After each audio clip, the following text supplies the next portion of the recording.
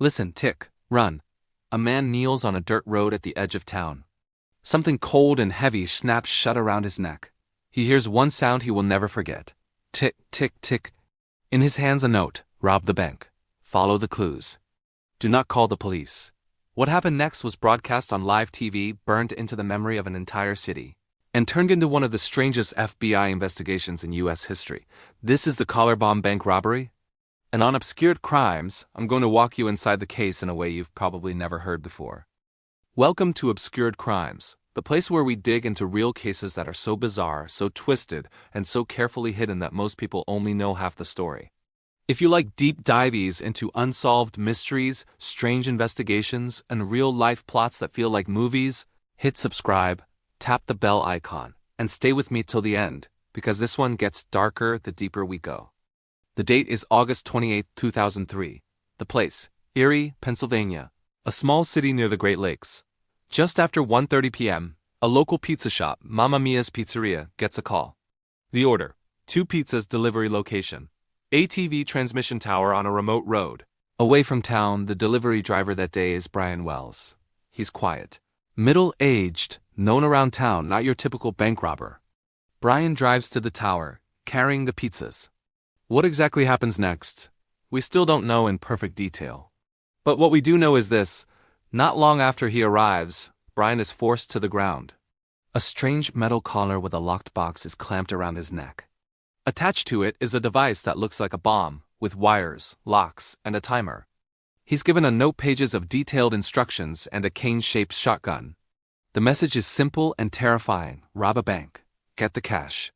Then follow a series of scavenger hunt-style clues across town to find keys that will supposedly unlock the bomb. It sounds insane, because it is. Minutes later, Brian walks into a branch of PNC Bank at the Summit Town Center in Erie. Security cameras capture him calmly waiting in line, then handing a note to the teller. The note demands $250,000, but the teller can't access that much money on short notice. Brian walks out with around $8,700, a tiny fraction of the demand. As he drives away, police get the call. They quickly track his car and pull him over in a nearby parking lot. Now imagine the scene.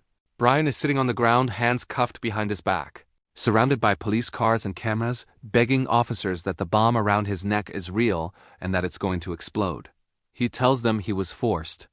He tells them he was just delivering pizzas.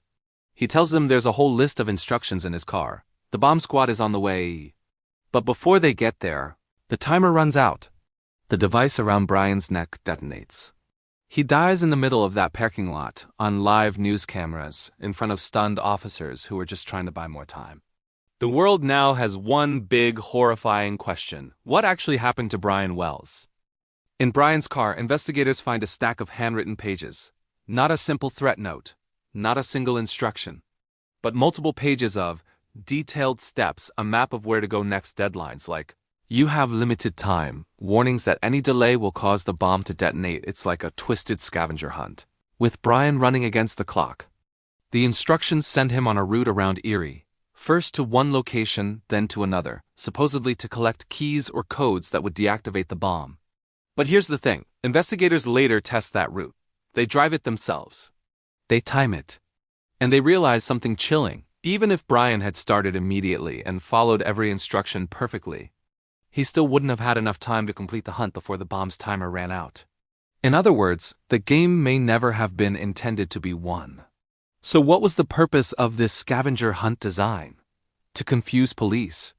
To make Brian look like a forced victim instead of a willing robber? To buy time for the real masterminds to disappear? At this point, no one knows.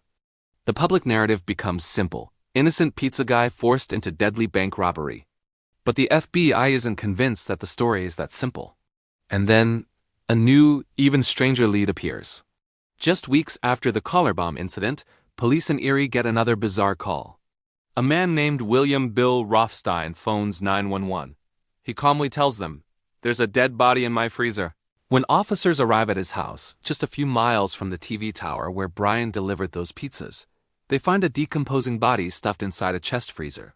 The victim is James Roden, and Rothstein says the body belongs to his ex-girlfriend's problem. Her name, Marjorie Deal Armstrong? Marjorie has a long history of mental illness, violence, and suspicious deaths around her. Several of her past partners are dead. Rothstein tells police that Marjorie killed Roden and asked him to help hide the body. On its own, this is already a disturbing crime. But slowly, investigators start to see connections between Rothstein, Marjorie, and the collar bomb case. Rothstein lives very close to the location where Brian delivered those pizzas before the bomb went on his neck. Investigators also find tools, notes, and evidence in his house that suggest mechanical skills and planning, the kind you might need to build a complicated collar device. Is this just a coincidence? The FBI doesn't think so. They start asking a new question. What if the collar bomb robbery and the body in the freezer are two parts of the same story? Over the next few years, the FBI slowly pieces together a theory.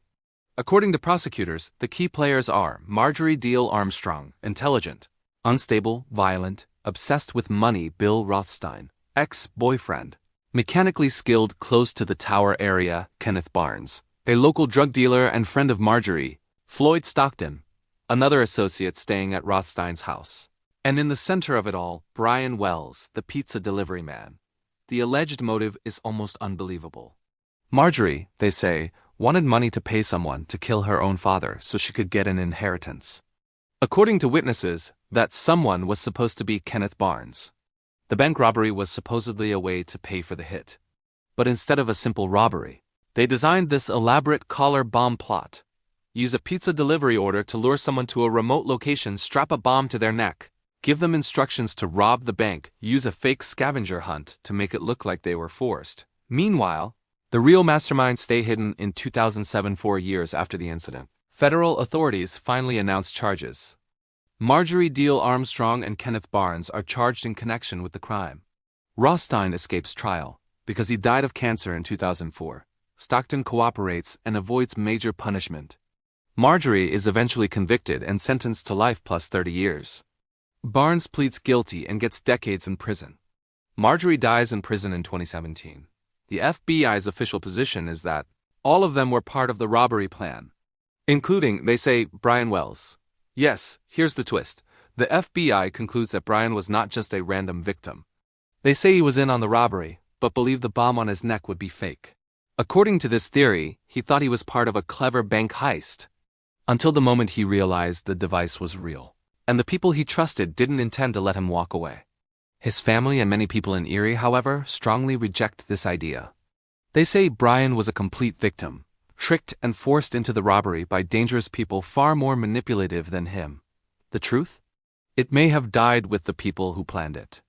So, what were the real reasons behind the bizarre collar bomb bank robbery? According to investigators, money to fund a murder plot and solve personal financial problems. Control, a group of unstable, manipulative people orchestrating a crime. Paranoia and complexity, a robbery plan so complicated it almost seemed designed to confuse everyone, including the man wearing the bomb. But even after convictions, some questions still haunt this case. Was Brian Wells truly a co-conspirator, or did he think it was just a prank robbery until it was too late? Did Rothstein play a bigger role than we'll ever know? Was the scavenger hunt ever meant to be followed, or was it pure theater to waste time and shift blame? The case inspired documentaries, including Netflix's Evil Genius, debates among crime experts, and endless online theories. Yet, despite all the investigation and all the headlines, there's still a feeling that we only understand part of what really happened on that August afternoon in Erie. You've just heard the story of the bizarre collar bomb bank robbery, a real crime that sounds like a twisted movie script. Now I want to hear from you. Do you think Brian Wells was an innocent hostage, or a willing participant who didn't realize how far the others would go? And what do you think was the true driving force here? Greed, madness, or something even darker? Tell me in the comments below. If this episode of Obscured Crimes opened your eyes to a case you thought you knew, or maybe had never heard in this much detail, make sure you like the video, subscribe to Obscured Crimes, hit the notification bell, so you don't miss the next deep dive into the hidden, twisted side of real crime. This is Obscured Crimes, where the stories are real, the motives are messy, and the truth is rarely simple. I'll see you in the next case.